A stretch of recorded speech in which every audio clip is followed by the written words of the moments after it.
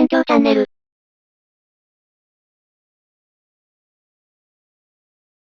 こんにちは、マリサだぜ。今日から極限の問題演習も始めるぜ。初回の問題はこれだ。次の極限を計算せよ。リミット n が無限大に近づくときのシグマ k イコール1から n までの n の2乗分のフロア、ルート2倍の n の2乗マイナス k の2乗。級数の極限だな。無限はだ。これだけの内容なのに声に出して読むととても複雑だったぜ。回答を始める前に床関数について軽く触れておこう。床関数フロア x とは、x 以下の最大の整数を表す。正の範囲であれば小数点以下の切り捨てとも言えるな。一つ例を挙げると、フロア π イコール3だ。黒板に書いたように、引数 x が k 以上 k プラス1未満であるような整数 k があればその k がフロア x の値だ。あれば、というか実数ならあるんだが。円周率 π について3小なりイコール π 小なり4が成り立つだろう。だからフロア π イコール3なんだ。これで床関数についてわかっただろう。続いては回答に移る。はじめに、数列 AK を次のように定める。すると、与えられた積分は AK を用いてこのように表せるだろう。当然だな。床関数の中身を丸々置き換えただけなんだから。そして、床関数の値と引数の大小関係からこのような関係が導ける。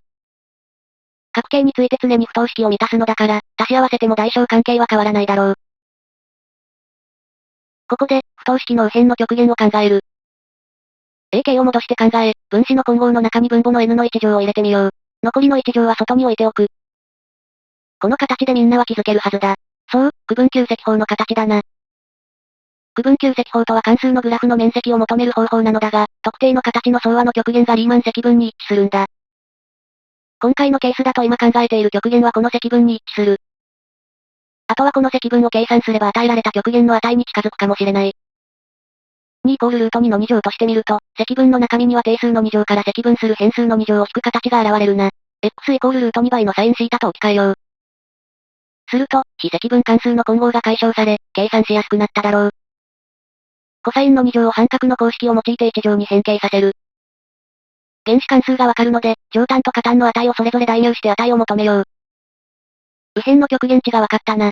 次に進むぜ。次にある極限を考えてみる。これも級数だな。級数の形をパッと見ただけではバーゼル問題と間違えてしまいそうだが、よく見ろ。こう番号を表す変数は k だから、n の2乗分の1は相和の外側だ。つまり、この極限はこのように変形できる。だからこの値は0なんだよ。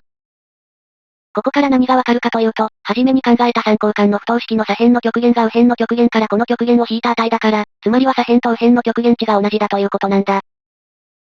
ここで結論だ。以上のことから、挟み撃ちの原理により与えられた極限の値は4分の π に等しいと言える。何が起こったか説明しよう。挟み撃ちの原理とはこのように定義されている。3つの実数列 an、bn、mn について、an 小なりイコール mn 小なりイコール bn が常に成立し、かつ an の極限と bn の極限がある数 L に収束するならば、その間の値である mn の極限も同じく L に収束すると言えるんだ。これは当然成立してほしい事実だよな。極限を取った途端値が関係ないところにあったら困ったもんだぜ。今日の問題では3つの数列をこのように当てはめれば成立を認められると思う。補足に、今日の問題の鍵になったのはやはり区分求積法だろう。無限和を原子関数がわかりやすい関数の積分として表せたからこそ、具体的な値をたやすく求められた。一般に、区分求積法とはこのようなものだ。xy 平面で考えるとして、y イコール fx のグラフの x イコール a から x イコール b までの部分の面積の値を求めるとする。x 座標の幅を n 等分して、それを底辺とし関数の値を高さとする長方形を n 個並べてグラフの形に近似したんだ。今の言葉では不十分だが、式を見てしばらく意味を考えればわかるはず。今言った近似の極限を考えると、グラフに一致するだろうというのが区分求積法元いリーマン積分の考え方だ。この一般的な表示に対し、a イコール0、b イコール1を当てはめるとより簡単に扱える形になる。大学受験では概ねこの形しか見ないだろうな。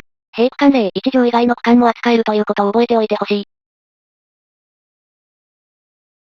今日の動画はここまで。そういえば今日の問題は西暦2000年度の大阪大学の入試問題にあったらしいぜ。今はもう少し難しいかもしれないが、この問題がわかれば大阪大学入りも近づくかもな。この動画が役に立ったら高評価とチャンネル登録をしてくれ。また次の動画で会おうぜ。じゃあな。